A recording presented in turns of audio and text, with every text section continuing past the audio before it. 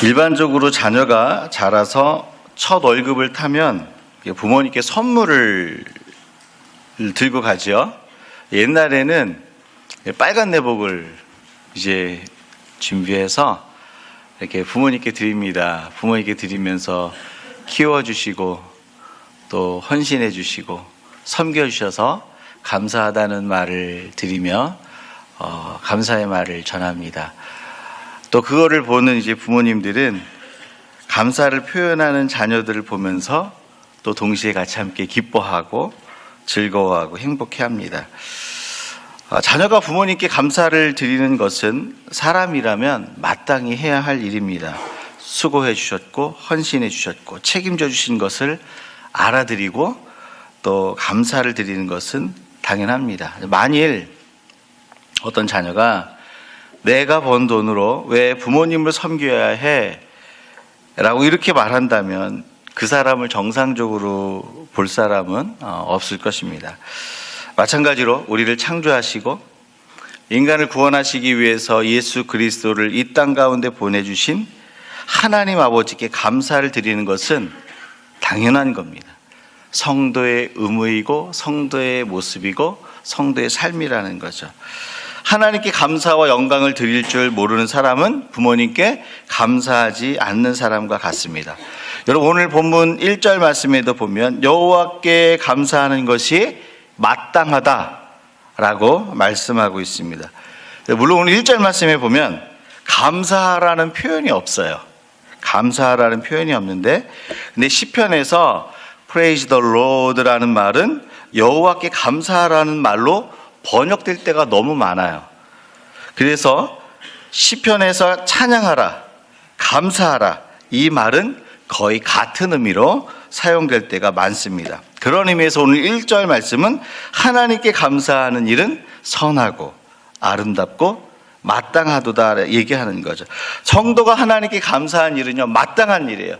성도는 하나님께 감사를 드리며 살아야 되고 그분의 영광을 드러내는 일에 나의 온 관심이 열려 있어야 되는 거죠. 그렇다면 우리가 왜 하나님께 감사해야 됩니까? 감사의 이유는 무엇일까요? 4절 말씀입니다. 4절 말씀 우리 같이 함께 읽습니다. 그가 별들의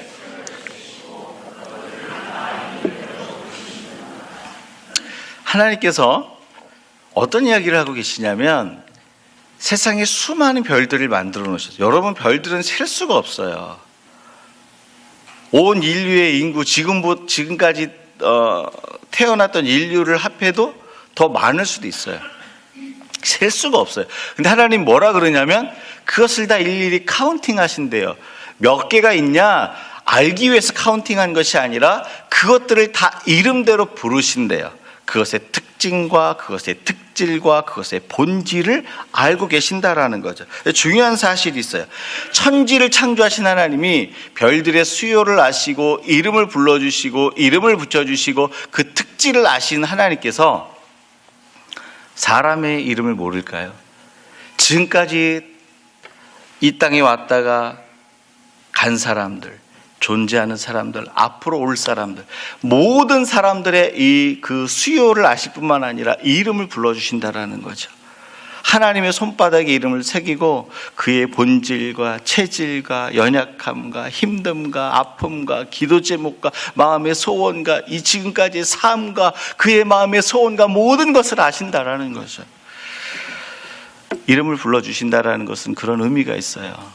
우리를 아시는 것, 존재의 의미를 부여하는 것, 존재의 이유를 알려주시는 것. 그래서 이름을 불러주신다는 것은요 존재의 의미와 이유를 알게 해주시는 거예요. 내가 너의 이름을 알아. 그것은 그냥 이름을 아는 게 아니에요. 존재의 이유와 의미를 알려주시는 거죠. 여러분 하나님이 야곱을 야복강에서 만나주셨어요. 그렇죠?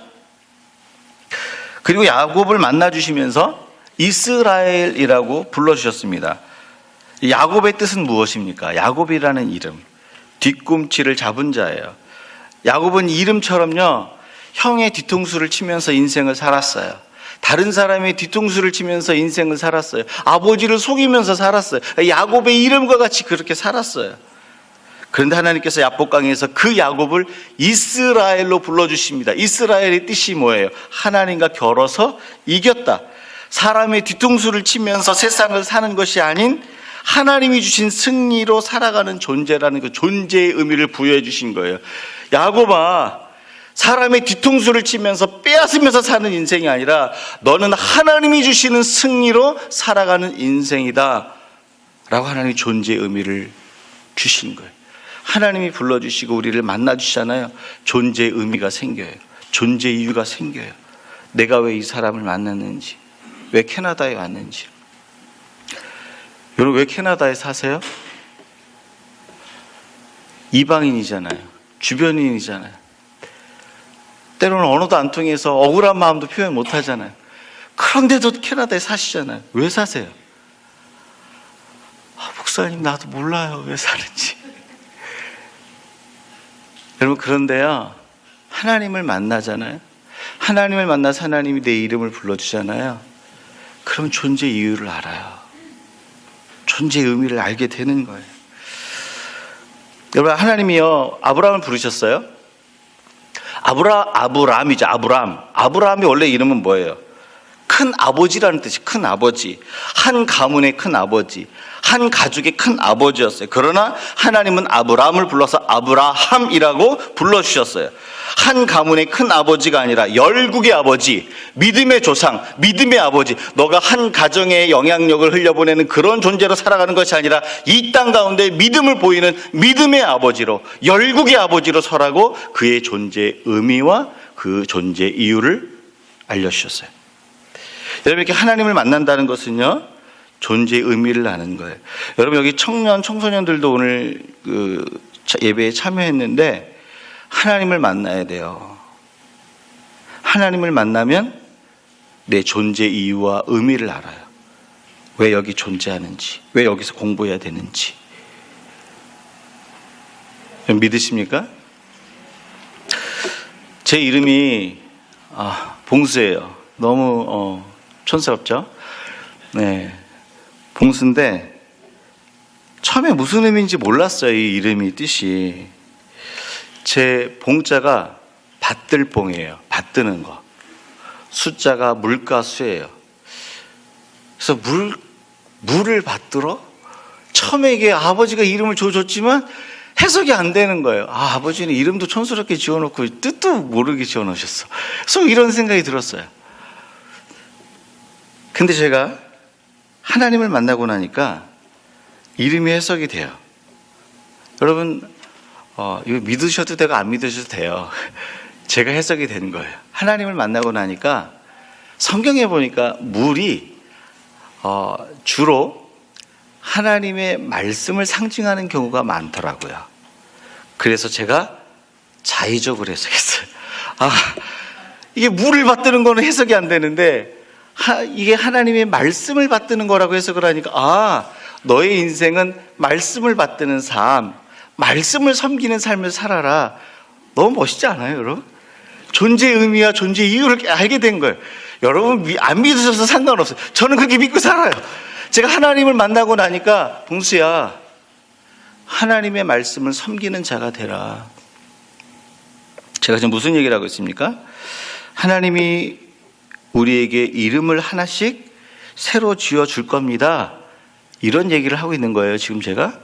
그거 아니에요. 하나님을 만나면 존재의 이유와 존재의 목적과 존재의 의미를 아는 거예요. 하나님, 저는 왜 이렇게 가난한 부모님 밑에서 태어났어요?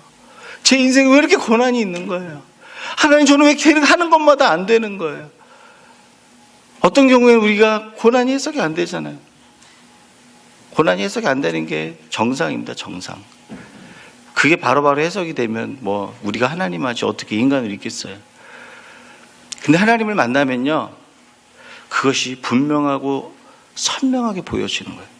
처음에 퍼즐을 맞출 때 그 퍼즐이 어떤 그림인지 모르지만 점점 맞춰가면서 그 그림들을 하나씩 하나씩 놓아가면서 이게 어떤 그림이라는 게 점점 분명해지는 것처럼 하나님을 만나고 그분과 함께 걸어가면서 그분이 나의 이름을 매일 불러주시는 거예요. 그러면 내 존재의 이유와 목적을 알게 되는 거예요. 여러분 믿으십니까? 지금 나를 이 땅에 보내셨을 때 하나님이 나를 통해서 하시고자 하는 일, 그 소명을 알게 돼요. 존재의 이유를 알 수 있도록 나를 불러주시고 존재의 의미를 주신다는 거죠. 사람은요, 존재의 의미를 알아야 행복한 거예요. 존재의 의미를 잃어버리면 불행한 거예요. 따라서 존재의 의미와 이유를 아는 것이 감사의 이유예요. 오늘 하나님께 우리가 감사해야 될 이유 중에 하나는 뭐냐면, 하나님을 통해서 내가 왜 이 땅에 왔는지, 내가 왜 이곳에 사는지, 지금 이 힘든 시간을 왜 지나가고 있는지, 그 의미와 그 이유를 알게 되는 거예요. 사람이요, 존재 이유를 알게 되고 이해를 하잖아요. 그럼 견딜 수 있어요. 살아갈 의미를 찾아요. 행복을 찾아요. 근데 존재할 이유를 잃어버리면 불행해지는 거예요. 존재의 의미가 사라지면 어린아이라 할지라도 기분이 나쁘고 살맛이 사는 게 아니에요. 살맛이 나지 않아요. 저의 아들, 둘째 아들이 한 4살 때에서 5살 때 요 사이 좀 이야기를 좀 하고 싶어요. 하루는 저희 어머니가 우리 둘째 아이만 데리고 어디를 데리고 간다고 갔어요. 어딘지 기억이 안 나요. 그때 이야기만 제가 기억이 나요. 그리고 가다가 할머니가 둘째 아들에게, 우리 지우거든요, 지우. 장난을 치고 싶은 거예요. 장난을 치고 싶어서 이렇게 얘기를 한 거예요. 우리 지우는 못생겼어. 그래서 아빠가 안 이뻐해. 이렇게 얘기했대요. 근데 이 이야기를 듣고 지우가 발끈한 거예요. 아니거든 할머니, 우리 아빠가 날 예쁘다 그랬고 잘생겼다 그랬단 말이야. 이렇게 얘기를 한 거예요. 그 이야기를 듣고 저희 할머니가 지우한테 다시 얘기해요. 아니야, 그건 틀린 말이야. 네가 잘못 알고 있어. 너는 못생겼어. 이렇게 얘기를 한 거예요. 그래도 이 둘째가 할머니에게 뭐라고 얘기한 줄 아세요, 여러분? 이렇게 얘기합니다. 자기는 할미 꽂히면서. 이게 지금 무슨 얘기를 하는 거예요? 할머니도 늙어서 안 이쁘다는 거예요. 기분 나쁘다는 거예요. 그렇게 존재의 의미를 무시해버리니까 기분 나쁘다는 거예요. 여러분, 어려도 존재의 의미가 사라지면 살맛이 안 나는 거예요. 여러분, 되게 중요한 거예요. 어린데 존재의 의미를 무시해버리고 그 존재의 의미를 제거해버리니까 기분이 나쁜 거예요. 존재의 의미와 이유를 모르잖아요. 삶의 기쁨이 없는 거예요. 사랑하는 여러분, 존재의 의미와 이유를 가지고 계세요? 왜 캐나다에서 사세요? 왜 오늘 내 남편과 아내를 만나게 했을까요? 목사님, 저거 왼수입니다, 왼수. 내 평생의 실수입니다. 내 평생의 실수. 그걸 깨닫게 하기 위해서 만난 겁니까, 여러분? 그거 아니거든요. 성부와 성자와 성령의 이름으로 우리가 한 몸이 됐어요. 그러면 주님을 만나면요, 그 사람을 만난 것에 대한 이유와 목적을 알려주세요. 이 회사에 왜 다녀야 되는지, 지금 이 고난과 힘든 시간을 왜 지나야 되는지 주님을 만나면 그 이유를 알게 된다라는 거죠. 하나님은 오늘 우리의 존재의 이유와 의미를 알려주시는 하나님이라고 선포하고 계세요. 나는 그 삶의 의미와 존재의 이유를 알려주는 하나님이다 라고 말씀하고 계신다라는 거죠. 야곱이 하나님이 주시는 승리로 사는 이스라엘의 삶을 살았어요. 아브라함이 한 가문의 아버지에서 믿음의 조상이 되는 열국의 아버지가 됐어요. 하나님을 만난 사람들은 다 이와 같이 삶의 의미를, 존재의 의미를 찾게 된다는 거죠. 하나님을 만나면 죄인이 의인이 돼요. 나를 통해서 하시고자 하는 일들을 깨닫게 됩니다. 여러분, 이것이 우리의 감사할 이유예요. 여러분, 감사하세요?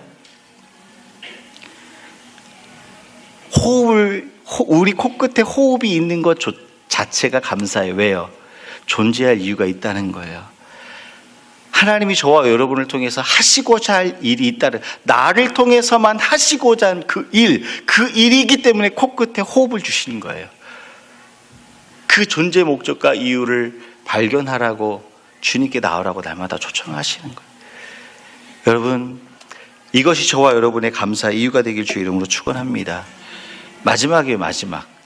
오늘 행사가 있어서 우리가 하나님께 감사할 이유가 무엇일까요? 2절 말씀입니다. 같이 읽습니다. 여호와께서 예루살렘을 여러분, 예루살렘은 무엇입니까? 하나님이 계신 성전이에요. 하나님의 집이에요. 그런데 갑자기 하나님이 뭐라 그러시냐면 예루살렘을 세우시게 돼요. 왜 그러냐면 이스라엘 백성들이 죄로 멸망해서 흩어졌거든요. 바벨론의 포로가 됐거든요. 그래서 그 무너진 예루살렘, 하나님이 거할 집을 다시 세우시겠대요. 다시 온전하게 하시겠대요. 그런데 이유가 있어요. 그 하나님의 집을 왜 세우기 원하시는지 그 다음 이유가 나와요. 이스라엘의 흩어진 자들을 모으시며 하나님이 죄로 멸망해서 흩어진 그 자들을 다시 하나님의 집으로 모으시기 위해서, 다시 하나님의 집으로 부르시기 위해서 지금 하나님의 집을 건설하고 세우고 있다라고 지금 선언하고 계시는 거예요. 죄인들이 다시 은혜로 회복되는 집, 회복될 수 있는 집, 세상에서 실패하고 넘어졌어도 다시 돌아갈 수 있는 하나님이 세우신 그 집, 그 집이 우리 가운데 있다라는 거예요. 죄인들 가운데 있다라는 거예요. 세상에서 넘어지고 실패한 자들이 돌아갈 수 있는 집이 있는데 그 집이 바로 하나님이 세우신 집이라는 거예요. 죄인들이 돌아와서 회복될 수 있는 집, 세상에서 넘어지고 실패해서 더 이상 소망이 없는 사람들이 다시 와서 일어설 수 있는 그 집을 하나님께서 만드시고 우리를 부르신다라는 거예요. 하나님이 세우신 그 집에 가면 죄인이 의인이 됩니다. 실패한 사람은 용기를 갖습니다. 넘어진 사람은 다시 일어나게 돼요. 왜냐하면 그 집은 예수 그리스도의 십자가로 세워진 집이기 때문에. 하나님이 세우신 집이 어디에 있어요? 예수 그리스도의 십자가와 그 영광의 부활의 영광으로 세운 집이 하나님이 세우신 집이에요. 여러분 믿으세요? 그 집을 세워놓고 죄인들을 기다리시는 거예요. 그 집을 세워놓고 실패한 자들을 기다리시는 거예요. 죄를 씻을 수 없는 사람들을 부르시고 회복시키시는 거예요. 이런 질문을 드리고 싶어요. 여러분, 돌아갈 집이 있으세요? 내가 세상에서 쓰러지고 넘어졌을 때 다시 나를 일으켜 세울 수 있는 집, 죄로 더러워져서 나로서는 그것을 깨끗하게 할 수 없을 때 돌아가서 씻을 수 있는 집. 여러분, 집이 없으면요 불행한 인생이에요. 불행한 인생. 이 세상에서 좋은 것을 보고 좋은 것을 누려도 돌아갈 집이 없는 인생, 나를 씻어주시고 나를 회복시켜주시고 나를 온전케 할 집이 없는 사람은 정말 불행한 인생. 여러분 기억하셔야 돼요. 이 세상에서 어떤 걸 누리고 있다 할지라도, 어떤 걸 소유했다 할지라도, 어떤 성취를 이뤘다 할지라도 돌아갈 집이 없는 사람은 가장 불행한 인생이에요. 믿으세요? 그럼 믿으셔야 돼요. 제가 지난 여름에 가족들하고 로키 마운틴을 제가 자스퍼에서부터 밴프 그리고 다 한두 군데만 빼고 다 훑었어요. 한 7박 8일 다녔어요. 근데 5일째부터는 지겹더라고요. 집에 가고 싶더라고요. 너무 힘든 거예요. 보는 것도 한두 번이지. 여러분, 만약에 그렇게 막 좋은 걸 보고 누려요. 근데 돌아갈 집이 없어. 그럼 어떨까요? 다른 게 홈리스가 아니에요. 그게 홈리스예요. 좋은 걸 보는데 돌아갈 집이 없어. 세상에 좋은 걸 누리는데 돌아갈 집이 없어. 그게 홈리스예요, 여러분. 여행의 묘미 중에 하나가 뭔지 아세요? 좋은 걸 보고 좋은 걸 누리지만 결국 그 시간이 지나면 지날수록 무슨 생각을 하냐면 이제 집에 갈 때가 됐어. 호텔에서 열흘을 자보세요. 나중에 호텔 지겨워질걸요? 초가 3간이라도 내 집이 좋은 거 아니에요? 그쵸? 마음 편하게 그냥 쉴 수 있는 곳. 근데 그런 곳이 없어. 힘든 거예요, 여러분. 이 땅에 좋은 걸 누리고 계세요? 누릴 수 있는 은혜를 가질 수 있길 축복합니다. 그러나 여러분, 돌아갈 집이 없는 인생은 제대로 못 누려요. 왜요? 홈리스가 누리면 얼마나 누리겠어요? 근데 하나님 뭐라 그러는지 아세요? 나는 죄인들이 돌아와서 쉴 수 있는 그 집을 만든 하나님이라고 지금 선언하고 계셔요. 이게 우리의 감사할 이유예요. 죄인들이 돌아갈 수 있는 집, 실패한 사람들을 결코 한 번도 문전박대하지 않는 하나님의 집, 나로서는 끊을 수 없는 그 삶의 문제를 가지고 돌아갔을 때 온전히 회복시켜 줄 수 있는 집, 세상 사람들은 나를 세상의 것으로 평가하고 외면하지만 결코 세상의 것으로 나를 평가하지 않는 하나님의 집, 그 집이 저와 여러분 가운데 있기 때문에 감사할 수 있는 거예요. 여러분 믿으셔요?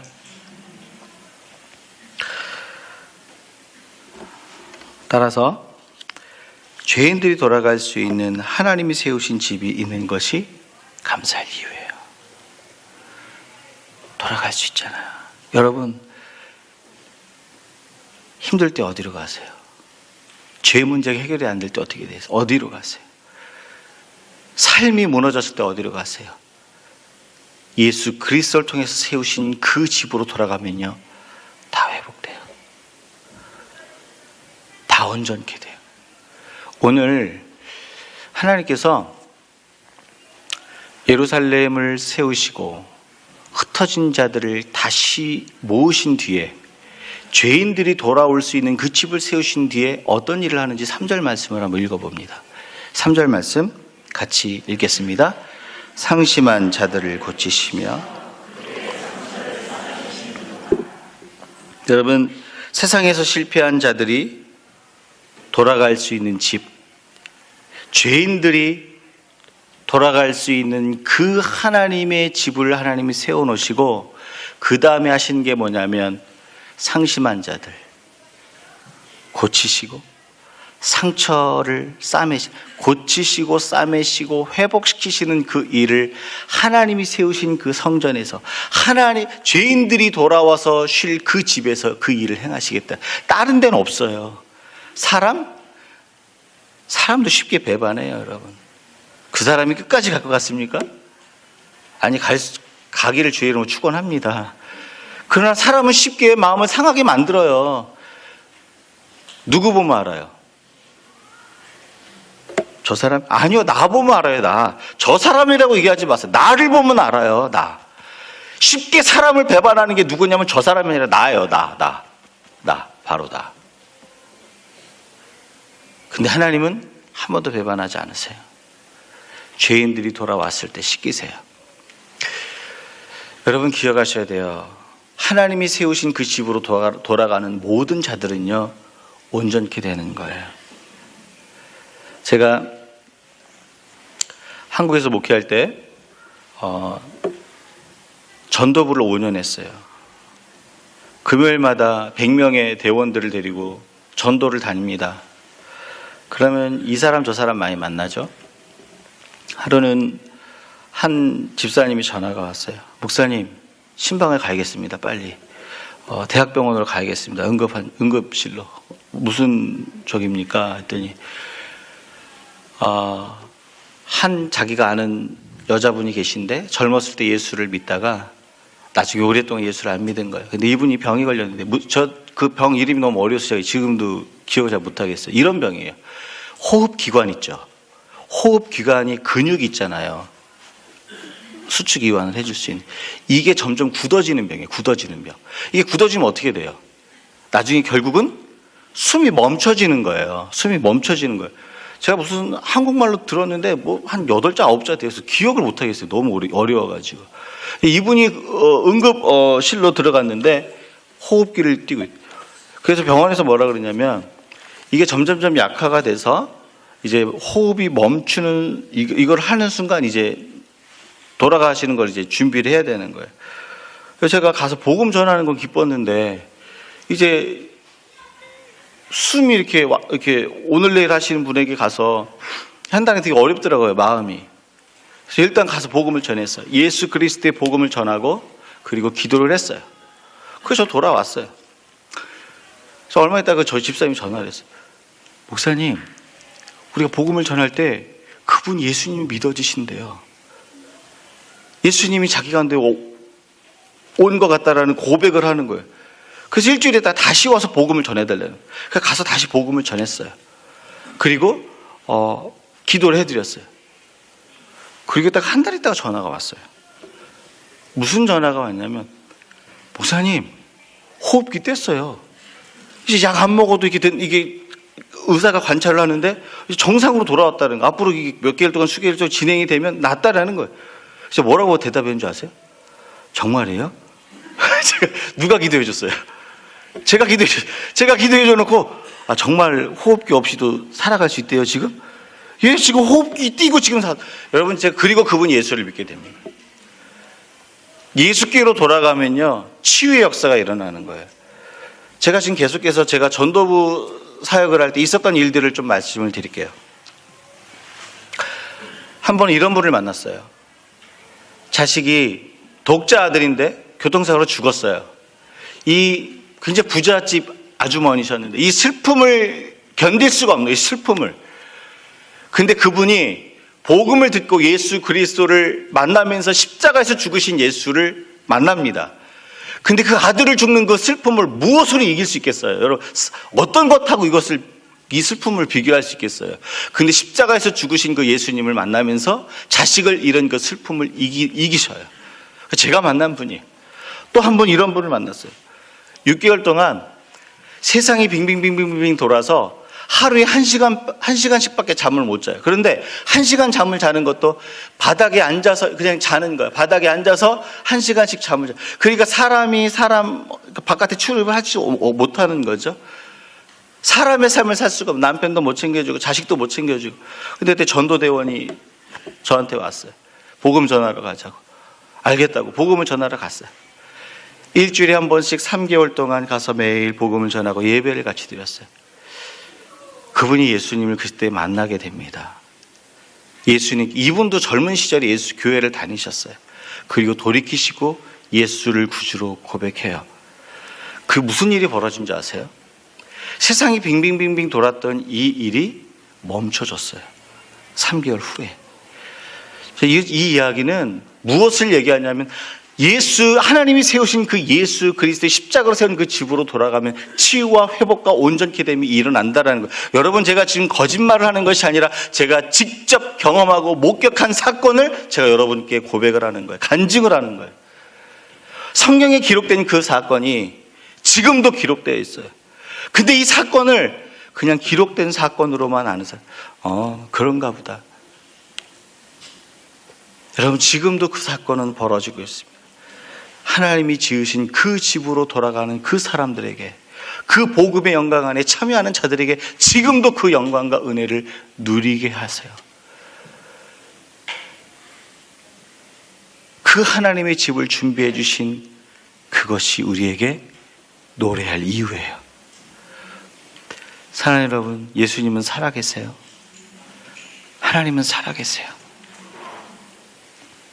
그 하나님이 지으신 집, 죄인이 돌아와서 쉴 수 있는 그 집에 와서 죄를 씻고 회복되고 먹고 마시자고 지금 저와 여러분을 초청하고 계십니다.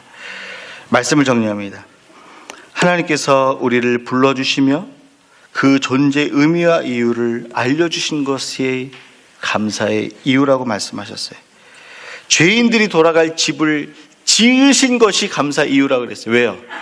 세상에 실패한 모든 사람, 죄를 해결할 수 없는 모든 사람들이 그곳에서 의인이 되고 회복되기 때문에 그래요.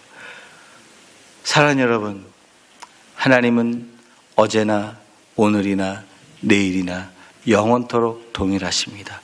그 죄인을 위해서 일하시는 하나님이세요.